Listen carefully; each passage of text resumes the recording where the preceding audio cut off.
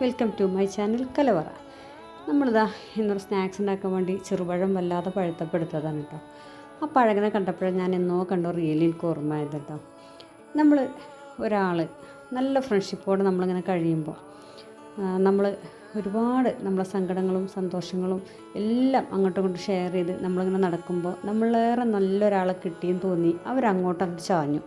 പിന്നെ നമ്മളെ അവോയ്ഡ് ചെയ്തു. അവരിങ്ങനെ ഭയങ്കര ഹാപ്പി ആയിട്ട് നടക്കുക, നമ്മളിങ്ങനെ ഭയങ്കര സാഡായിട്ടും. അങ്ങനെ ഒരു അനുഭവം ആർക്കെങ്കിലും ഉണ്ടായിട്ടുണ്ടോ? എന്നാൽ അങ്ങനെയുള്ളവരും വിഷമിക്കൊന്നും വേണ്ട കേട്ടോ. നമ്മളെ മനസ്സ് നന്നായാൽ മതി. നമ്മൾ ആത്മാർത്ഥതയോട് ചെയ്യുക, കള്ളത്തരമില്ലാത്ത. അപ്പോൾ ദൈവം അതിനെക്കാട്ടിലും നല്ലതൊന്നും നമുക്ക് കൊണ്ടുവന്ന് തരും.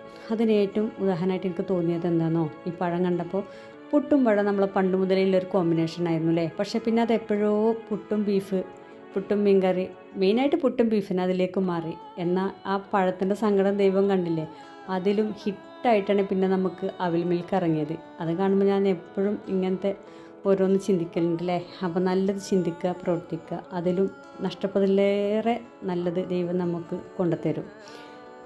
അപ്പോൾ ഇതിൻ്റെ ഫുൾ വീഡിയോ വേണ്ടവർ നമ്മുടെ യൂട്യൂബ് ചാനൽ സെർച്ച് ചെയ്യണേ. Thank you.